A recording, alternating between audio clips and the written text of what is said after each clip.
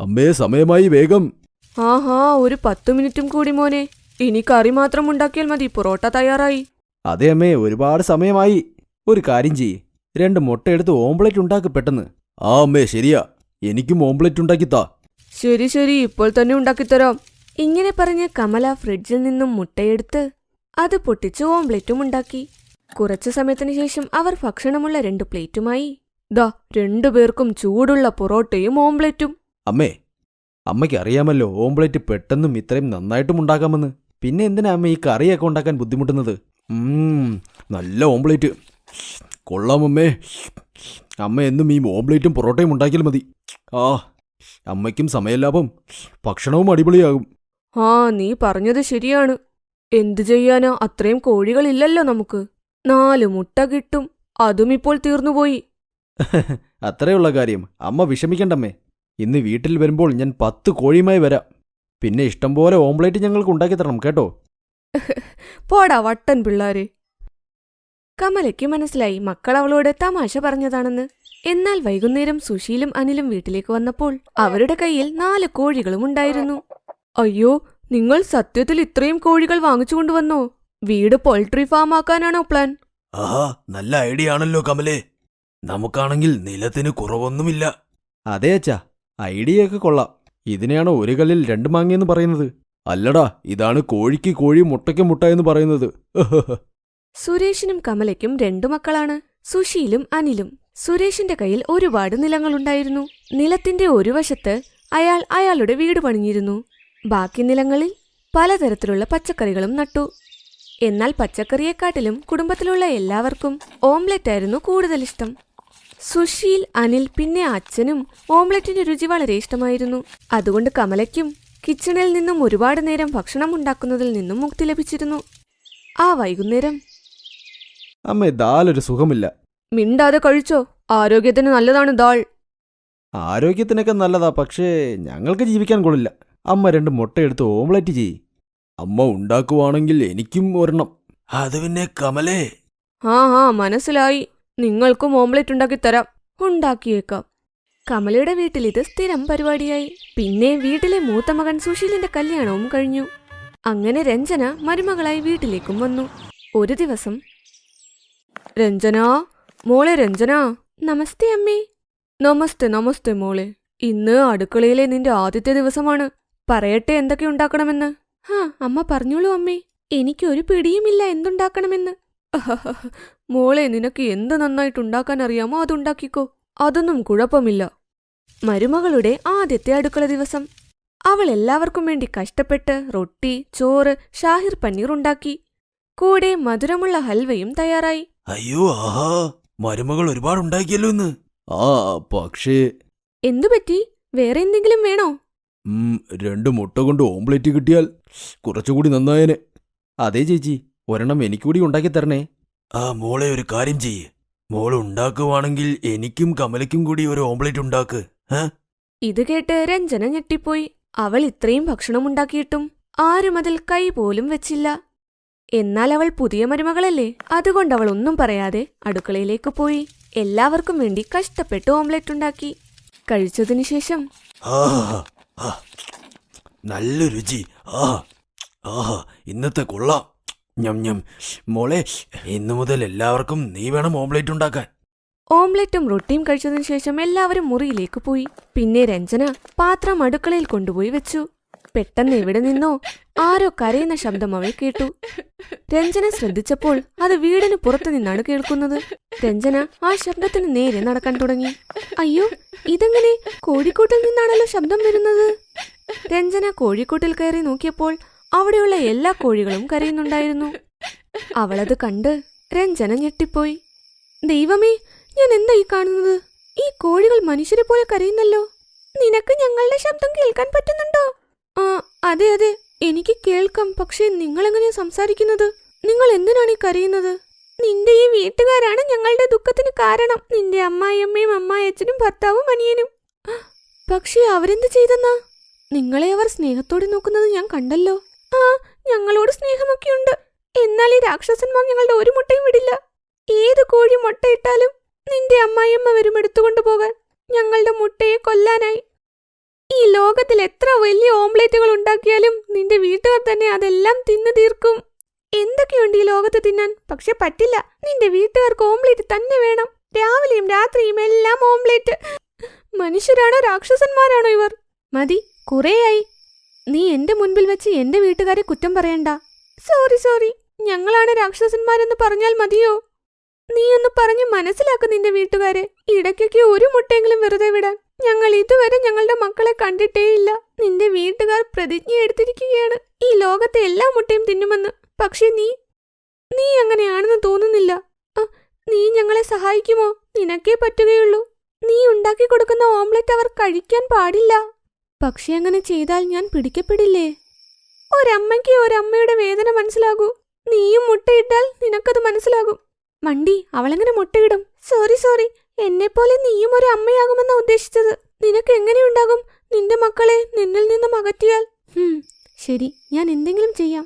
രഞ്ജനയ്ക്ക് കോഴിയോട് സഹതാപം തോന്നി. അന്നു മുതൽ അവൾ ഓംലെറ്റിൽ ഉപ്പ് കൂടുതൽ ചേർക്കും, പിന്നെ എരിവും. ഓഹോ, എന്റെ മുഖം വരെ കരിഞ്ഞുപോയി. ഇനി ജീവിതത്തിൽ ഞാൻ ഓംലെറ്റ് തിന്നില്ല. എന്തു പറ്റിയെന്ന് ഒരു പിടിയുമില്ല. കോഴിയുടെ മുട്ടയ്ക്ക് എന്തോ കുഴപ്പമുണ്ടെന്ന് തോന്നുന്നു. അതെ അച്ഛാ, ഞാനും ഇനി മുതൽ കഴിക്കില്ല. എന്റെ തൊണ്ടയെല്ലാം കരിഞ്ഞു. അതെ, ഇനി ഓംലെറ്റ് കഴിക്കാൻ എനിക്ക് ധൈര്യം കിട്ടില്ല. ഇനി മുട്ടയേ വേണ്ട. 3 പേരും പറയുന്നത് കേട്ട് കമല അമ്പരന്നു. പക്ഷെ രഞ്ജന സന്തോഷിച്ചു. അവൾ ജനലിൽ നിന്നും നോക്കിയപ്പോൾ കണ്ടു കോഴികളെല്ലാം സന്തോഷത്തിൽ തുള്ളിച്ചാടുന്നു.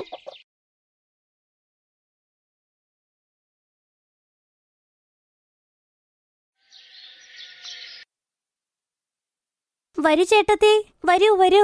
സുരേഖ, ഇത് നീ ചോദിച്ചില്ലല്ലോ.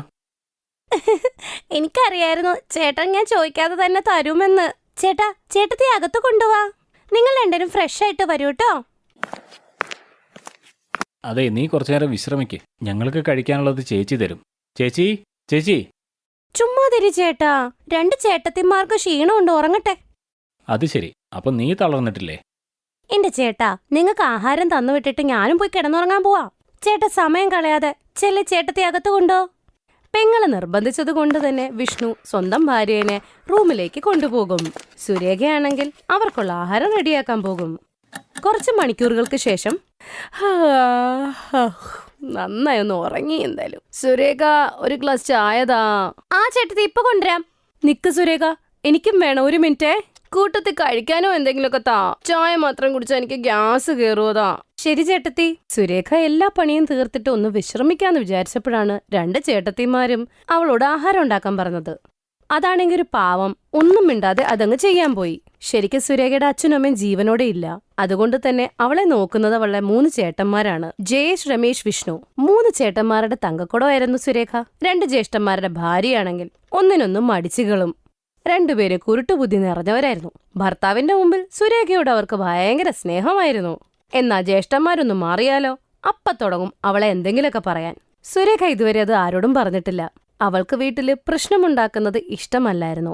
ഇപ്പൊ വീട്ടിലൊരു ചേട്ടത്തിയും കൂടെ ഉണ്ട്. അയ്യോ സുരേഖ, ഞാൻ കരുതി ഉറങ്ങായിരിക്കുന്ന്. അതെ, ആരെങ്കിലും ഗസ്റ്റായിട്ട് ആരെങ്കിലും വന്നോ? ഇല്ല, അത് ചേട്ടത്തിമാരെ എണീറ്റു. അവർക്ക് ചായ ഇടുവായിരുന്നു. ആണോ? അവരെവിടെയായിപ്പോ? ഞാനവരെ കണ്ടതേ ഇല്ലതാ. മുഖം കാണുന്ന ചടങ്ങില് എന്തായാലും കാണുമല്ലോ വൈകുന്നേരം. ശരി, ഞാനും കൂടെ സഹായിക്കാം. അയ്യോ കുഴപ്പമില്ല ചേട്ടത്തി, പോയി വിശ്രമിച്ചോ. എന്തെങ്കിലും വേണമെങ്കിൽ എന്നോട് പറഞ്ഞാ മതി.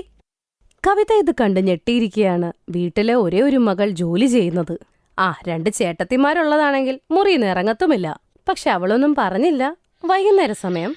ഓ, ചേച്ചി പറഞ്ഞത് ശരിയാ. ഇനി ആ വജ്രം തപ്പി നടക്കേണ്ടത് ഞങ്ങളുടെ ചുമതലയാ. അത് പറഞ്ഞത് ശരിയാണ്. കവിത, നീ ഒരു കാര്യം ഓർത്ത് വിഷമിക്കണ്ടാട്ടോ. ഞങ്ങൾ എന്തു പറയുന്നു അത് നീ അങ്ങ് കേട്ടാ മതി. അതെന്താ, നിങ്ങൾ 2 പേരും അമ്മയമ്മയാണോ? അമ്മയമ്മ അല്ലെങ്കിലും ചേട്ടത്തിമാരല്ലേ ഞങ്ങള്. ഈ വീട്ടിലെ കാര്യങ്ങളൊക്കെ ഞങ്ങൾക്കല്ലേ അറിയാവുന്നത്. അതാ അങ്ങനെ. ആദ്യമേ വീട്ടിലെ കാര്യങ്ങൾ നിങ്ങൾ പഠിക്കുക, എന്നിട്ട് അവളെ പഠിപ്പിക്കേ. വീട്ടിൽ വന്ന സ്ത്രീയോട് നിർജയും നന്ദിതയും നല്ല രീതിയിൽ ഉടക്കാൻ തുടങ്ങി. അപ്പോഴേക്ക് സുരേഖ ഇടയ്ക്ക് വന്ന് ആ കാര്യം സോൾവ് ചെയ്യാൻ നോക്കി. ഇതൊക്കെ കണ്ട് കവിതയ്ക്ക് ഏകദേശം കാര്യങ്ങളൊക്കെ മനസ്സിലായി. ചേട്ടത്തിമാരെ അധികം അടുപ്പിക്കണ്ടെന്നും മനസ്സിലായി. അടുത്ത ദിവസം. ഇത് കൊള്ളാലോ, ഇന്നത്തെ ആലു പൊറോട്ട നല്ല രസമുണ്ടല്ലോ. അത് കവിത ചേട്ടത്തി ഉണ്ടാക്കിയതാണ്. ഈ പായസം ഒന്ന് കുടിച്ചു നോക്ക് ചേട്ടാ. കവിത ചേട്ടത്തി അടിപൊളിയായിട്ട് ഉണ്ടാക്കിയേക്കുന്നേ. അതെ, ഇന്നത്തെ കാര്യങ്ങളൊക്കെ ചേട്ടത്തി തന്നെ ചെയ്തേ, എന്നെ അടുപ്പിച്ചേ ഇല്ല. ആ കവിത, ഇതിനു വേണ്ടി നിനക്ക് പ്രതിഫലം വല്ലതും വേണോ? ഇത്രയും പറഞ്ഞ് കവിതയ്ക്ക് ജയേഷ് പോക്കറ്റിൽ നിന്നും പൈസ എടുത്തു കൊടുക്കും. രമേശും അതുപോലെ തന്നെ ചെയ്തു. ഇത് കണ്ട് സുരേഖയും കവിതയ്ക്കും വിഷ്ണുവിനും സന്തോഷമായി. എന്നാൽ നിർജയും നന്ദിതയ്ക്കും ദേഷ്യം വന്നു. ഭക്ഷണത്തിന് ശേഷം നിർജയുടെ മുറി ചെന്ന് രണ്ടുപേരും എന്തൊക്കെയോ പറയാൻ തുടങ്ങി. എന്നിട്ട് അവര് കവിതനെയും കൂടെ മുറിയിലേക്ക് വിളിപ്പിച്ചിട്ട് പിന്നീട്, ചേട്ടത്തി വിളിപ്പിച്ചിരുന്നു എന്നെ? ആ അതെ കവിത, എനിക്കൊരു കാര്യം പറയണം. ചില കാര്യങ്ങൾ നിന്നോട് പറഞ്ഞ് മനസ്സിലാക്കി തരാനുണ്ട്. ആ പറയൂ ചേട്ടത്തി. കവിത, നീ വീട്ടിലെ കാര്യങ്ങളിൽ അധികം ഇടപെടണ്ടാട്ടോ. ഇത്രയും ബുദ്ധിമുട്ടേണ്ട ആവശ്യമൊന്നുമില്ല. സുരേഖ എല്ലാം നന്നായി ചെയ്തോളും. പക്ഷെ ചേട്ടത്തി, സുരേഖ എന്തിനാ ഒറ്റയ്ക്ക് ചെയ്യുന്നത്? നമ്മൾ മരുമക്കളും കൂടെ അത്... ഞങ്ങൾ പറയുന്നത് തെറ്റായിട്ട് കരുതണ്ട. സുരേഖയുടെ നല്ലതിനു വേണ്ടി ഇതൊക്കെ ചെയ്യുന്നത്. നീ കണ്ടതല്ലേ, സുരേഖനെ കാണാൻ അത്ര ഭംഗിയൊന്നുമില്ല. പിന്നെ വീട്ടുജോലികൾ കറക്റ്റായിട്ട് ചെയ്തില്ലെങ്കിൽ എങ്ങനെ കല്യാണം കഴിച്ച് ജീവിക്കോള്? ആ അത് തന്നെ. കഴിഞ്ഞ 4 വർഷമായിട്ടേ ചേട്ടന്മാരെ അന്വേഷിച്ചോണ്ടിരിക്കുക. എത്ര സ്ത്രീധനം കൊടുക്കാന്ന് പറഞ്ഞെന്നറിയോ ജ്യേഷ്ഠന്മാര്. പക്ഷെ ഒന്നും നടക്കുന്നില്ല കല്യാണം. അപ്പോഴാ ഞങ്ങള് കരുതിയത് വീട്ടിലെ ജോലികളൊക്കെ ചെയ്യുന്ന മരുമക്കളെ എല്ലാവർക്കും ഇഷ്ടമാണല്ലോ, അങ്ങനെയെങ്കിലും കിട്ടട്ടെ എന്ന് വിചാരിച്ചു. പക്ഷെ ചേട്ടത്തി... പൊന്നു കവിത, ആവശ്യമില്ലാത്ത കാര്യത്തിന് പോവണ്ട. ഞാൻ പറഞ്ഞില്ലേ, ഞങ്ങള് പറയുന്നത് കേട്ടങ്ങ് ചെയ്താ മതി. പിന്നെ സുരേഖയുടെ ചേട്ടന്മാരുടെ മുമ്പിൽ ഇതൊന്നും കാണിക്കല്ല്, അല്ലെങ്കിലേ അവർക്ക് ജീവനാവളെ. സുരേഖയുടെ അച്ഛനും അമ്മയും പറഞ്ഞേക്കണത് സുരേഖ നല്ല ഐശ്വര്യമാണെന്നാ. ഐശ്വര്യം ഉണ്ടെങ്കിൽ അവൾ ഇവിടെ നിൽക്കുവോ? എപ്പോഴേ കല്യാണം കഴിച്ച് പോയേനേന്നേ. അവൾ ഇവിടെ കിടക്കണത് കൊണ്ട് മനസ്സിലായില്ലേ? പൊന്നു കവിതേ, ഒരു ആവശ്യമില്ല. നീ ആവശ്യമില്ലാതെയാണ് ഈ വീട്ടുജോലികളിൽ കൈയിടുന്നത്. നീ വെറുതെ ഇരിക്കേ. ജോലി ചെയ്യാൻ അവളുണ്ടല്ലോ. അവര് ജോലി കഴിഞ്ഞ് വരുമ്പോഴത്തേക്ക് നീ അടുക്കളയിൽ പോയാ മതി. അപ്പോഴേക്ക് സുരേഖ എല്ലാം ചെയ്തു വെക്കൂന്നേ. അവളാണെങ്കിൽ ചേട്ടന്മാരോടൊന്നും പറയത്തു പോലുമില്ല. അതാ രസം. ഏയ് മിണ്ടാതിരിക്കെ കവിത, ഞങ്ങൾ പറയണത് നിനക്ക് മനസ്സിലായോ? ആ ചേട്ടത്തി, എനിക്ക് മനസ്സിലായി. ശരി, ഞാൻ പോകട്ടെ. ആ പൊക്കോ, നേരെ മുറിയിലോട്ട് പോയാൽ മതി, അടുക്കളയിലോട്ട് പോകണ്ടാട്ടോ. അങ്ങനെ കവിത നേരെ അവളുടെ മുറിയിലേക്ക് പോയി. കുറെ മണിക്കൂറായിട്ട് അവൾ പുറത്തിറങ്ങിയതേയില്ല. ഇത് കണ്ടപ്പോ 2 മരുമകൾക്കും സന്തോഷമായി. അവരുദ്ദേശിച്ച കാര്യം നടന്നു എന്ന്. അവരുടെ സന്തോഷം അവരുടെ ടീമിലേക്ക് ഒരാളെയും കൂടെ കിട്ടി. ഒരാഴ്ചക്ക് ശേഷം, എന്റെ കവിതേ, നിന്റെ വീട്ടുകാർ വരണുണ്ടെന്ന് നേരത്തെ എന്താ പറയാത്തത്? ഇപ്പൊ തന്നെ ചായ റെഡിയാക്കാം. സുരേഖ, ആ സുരേഖേ. നിക്ക് ചേട്ടത്തി, ചായ ഞാൻ കൊണ്ടുവരാം. അയ്യോ അത് വേണ്ട, നിന്റെ വീട്ടുകാർ വന്നാലേ. നീ ഇവിടെ ഇരുന്നു സംസാരിക്ക അവരോട്. സുരേഖ ചെയ്തോളൂ എല്ലാം. ഇല്ല ചേട്ടത്തി, എന്നെ കാണാനല്ല ഇവര് വന്നേക്കുന്നേ, സുരേഖേനെ കാണാനാ. നിങ്ങൾ ഇവിടെ ഇരിക്കേ, ഞാൻ ദാ ഇപ്പൊ വരാമേ. നീർജൻ നന്ദിതയ്ക്ക് എന്താ സംഭവിക്കുന്നതെന്ന് ഒരു പിടിയുണ്ടായിരുന്നില്ല. 3 ജ്യേഷ്ഠന്മാരും വീട്ടിലേക്ക് വന്നു. എന്നിട്ട് അന്ന് കവിത എന്നോട് എല്ലാ കാര്യങ്ങളും പറഞ്ഞു കഴിഞ്ഞപ്പോൾ എനിക്ക് വളരെ സന്തോഷം തോന്നി. സത്യമാണ് ഏട്ടാ, നിങ്ങളുടെ സുരേഖയ്ക്ക് നിങ്ങൾ ആഗ്രഹിച്ച ജീവിതം ലഭിച്ചു. അതെ ചേട്ടാ, അത് നന്നായിരിക്കും. കവിതയുടെ അമ്മ സുരേഖയുടെ മരുമകളായി മാറും. എന്തായാലും വളരെ നന്നായിട്ടുണ്ട്. ഇതാ സുരേഖ വന്നു.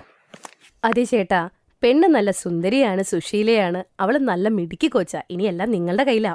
അവളും സുന്ദരിയാവെന്ന് ഞാൻ സമ്മതിക്കുന്നു. സുരേഖ, നീയും കൂടെ നോക്കിക്കോ, നന്നായിട്ട് നോക്കിക്കോ. ചെറുക്കൻ എഞ്ചിനീയർ ആണ്, നല്ലവനാ, എന്റെ ചേട്ടനാ. സർവേഷ് സുരേഖനെ നോക്കി, സുരേഖ സർവേഷിനെ നോക്കി. എന്നിട്ട് പെണ്ണിന് ചക്കനെ ഇഷ്ടായല്ലോ. ഇനിയിപ്പോ എന്തു വേണം? ഇത് നമുക്കൊരു ആഘോഷമാക്കിയാലോ? അല്ല, ഞാൻ ഉദ്ദേശിച്ചതേ കല്യാണം അങ്ങ് ഉറപ്പിച്ചാലോന്ന്. അങ്ങനെ സുരേഖയുടെ ബന്ധം ഉറപ്പിച്ചു. അങ്ങനെ കല്യാണം കഴിഞ്ഞ് വീട്ടിൽ നിന്ന് പോകാൻ സുരേഖയും റെഡിയായി കഴിഞ്ഞു. അപ്പുറത്ത് 2 മരുമക്കളും ആലോചിച്ചുകൊണ്ടിരിക്കുകയായിരുന്നു സുരേഖ പോയ ഇവരുടെ കാര്യം എങ്ങനെയാവുമെന്ന്. കാരണം കവിതയുടെ അടുത്ത് കളിയൊന്നും നടക്കില്ല എന്നോ ഉറപ്പിച്ചു അവര്.